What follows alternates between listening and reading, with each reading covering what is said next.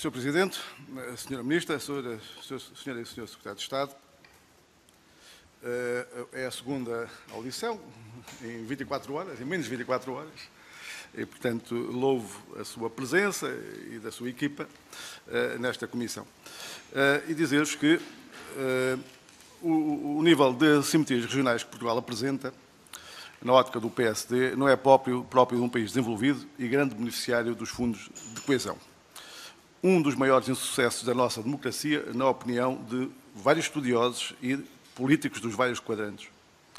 O governo do Partido Socialista criou em 5 anos uma unidade de missão, convertida em Secretaria de Estado, e agora um Ministério. A acreditar nas boas intenções do governo, diríamos, agora é que vai ser, não fosse o lastro de poucocinho e de boas intenções que tem caracterizado a ação do governo nesta e noutras matérias.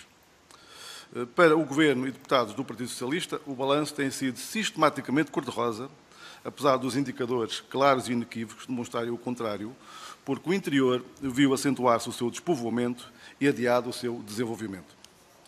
O PSD vê na atual configuração ministerial do Governo do Partido Socialista o reconhecimento da necessidade imperiosa de atenuar ou corrigir as disparidades na coesão nacional. Mas não queremos, nem aceitamos, que esta se resuma a mais uma paixão do Governo pelo interior ou do Partido Socialista pela Sra. Ministra. A bem do desenvolvimento do interior e da qualidade de vida das portuguesas e portugueses que o habitam, o seu sucesso, Sra. Ministra, e do seu Ministério não se poderá resumir a um Ministério feito um bocadinho à sua medida e muito menos que não saiba se tem peso político no Governo para o conseguir. Bem sabemos que o atual Governo, com ministérios e secretarias de Estado que se atropelam nas áreas da coesão territorial, desenvolvimento e competitividade, não é em si pronúncio de bons resultados, mas esperamos estar enganados pelo futuro do interior. Mas, Sra. Ministra, não queremos que fique confinada ao espartilho imposto pela atual orgânica governativa. E esperamos que encontre o contrapeso político no Governo o apoio do Sr. Primeiro-Ministro para conseguir melhorias à coesão do país. O atual Governo, nas grandes opções do plano, apresentou um conjunto de objetivos relativos à necessidade de colocar os fundos estruturais ao serviço da convergência com a União Europeia, estratégia que hoje se torna cada vez mais imperiosa no contexto do combate ao Covid-21. E nesses desafios estava logo o primeiro, que era a necessidade do pleno aproveitamento dos recursos disponíveis do Portugal 2020. Esta tem sido uma regra que no passado tem sido cumprida, não creio que em nenhum quadro comunitário se tivesse devolvido alguma verba. Haveremos sempre de encontrar uma solução, nem que seja no último dia do último mês do período em questão. E por isso estou convencido que daqui para a frente a Sra. Ministra, bem como os deputados da oposição, irão encontrar soluções para a cabal execução dos fundos comunitários. Mas permita-me aqui alguma preocupação em relação aos níveis de execução. Nós estamos com um nível de execução do primeiro trimestre de 2020 na casa dos 44%, em termos do FEDER nacional, mas em termos de POs regionais estamos pouco acima de 30%. É manter-se este panorama de um acréscimo de execução de 1% ao mês, chegaremos ao final de 2020 para ir na casa dos 55%. Eu creio que terminar o último ano do período de programação, apesar de agora temos o N mais 3, com uma execução de 55%, fica aquém, creio eu, das expectativas em geral e das necessidades do país. Mas vimos com bons olhos a intenção da Sra. Ministra e da sua equipa de aumentar a taxa de comparticipação, em alguns dos programas até 100%, não só injeta a liquidez imediata dos municípios, que saberão, com certeza, onde o aplicar. Os municípios têm sido sempre o garante da boa aplicação dos fundos da coesão, creio eu, mas conseguirá aqui uma prenda que é uma melhoria automática da execução.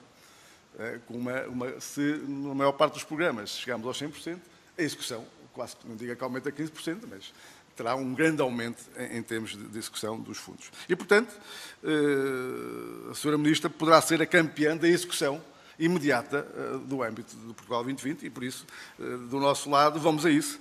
Tem o nosso apoio para dar esse passo em frente. Mas gostaria de aproveitar esta audição para revisitar algumas questões que colocámos, eu e alguns deputados do PSD, quando do debate do Orçamento de Estado na especialidade. E que hoje parece que constituem algumas desculpas para o Partido Socialista para a parca execução de algumas áreas temáticas. E uma delas é a questão da contratação pública, do Código dos Contratos Públicos, que tem sido usada como uma arma de arremesso, como desculpa para algumas dificuldades. Eu sei do que falo, do que a Sra. Ministra fala, porque também sinto isso na pele. Mas é de relembrar que, durante o último governo, os autarcas, a Associação Nacional de Municípios, alertou que isso ia acontecer. Portanto, estamos com 5 anos de atraso para arranjar uma solução. Agora, dar o passo atrás é muito complicado. Mas eu creio que nesta Casa terão os apoios suficientes, o Governo, no amplo espectro partidário, para se corrigirem alguns desvarios nesta matéria. Depois, na eficiência energética, como a Sra. Ministra também já invocou, os municípios há muito tempo que desistiram desta solução. Esta solução foi a solução encontrada no âmbito de uma negociação de um quadro comunitário difícil, mas quase como uma imposição da União Europeia nesta matéria.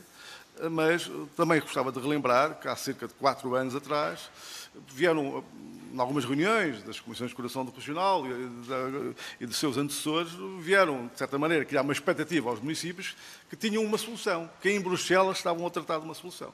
Passaram-se esses anos todos, o dinheiro está lá, os municípios de certeza que vão saber gastar bem neste ano e no próximo. Mas perdemos aqui também alguns anos em termos de execução.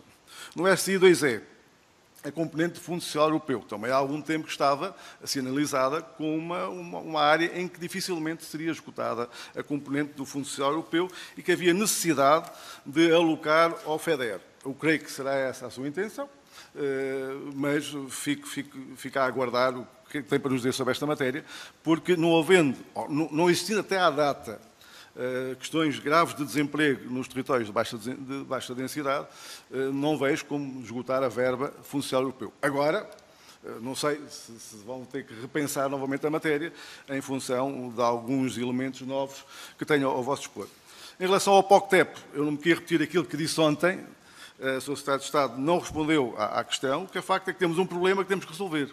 Não só de execução, como execução no âmbito da cooperação transfronteiriça inferior a 20%, como, acima de tudo, temos um conjunto de territórios da fronteira, desde o Minho até Trás-os-Montes, às Beiras, até ao Alentejo, que hoje, o facto das fronteiras estarem fechadas, vivem numa situação angustiante, sobretudo o comércio, a restauração, porque não têm clientela. E quanto mais tempo se adiar a abertura da fronteira, como é óbvio que tem que ser feita com conta, peso e medida, mais dificuldades estes portugueses e portuguesas estão a sentir e para as quais é preciso uma palavra. E eu não tenho encontrado no Governo uma palavra específica aos territórios de fronteira e gostaria que a Sra. Ministra, nessa matéria, também nos desse boas notícias.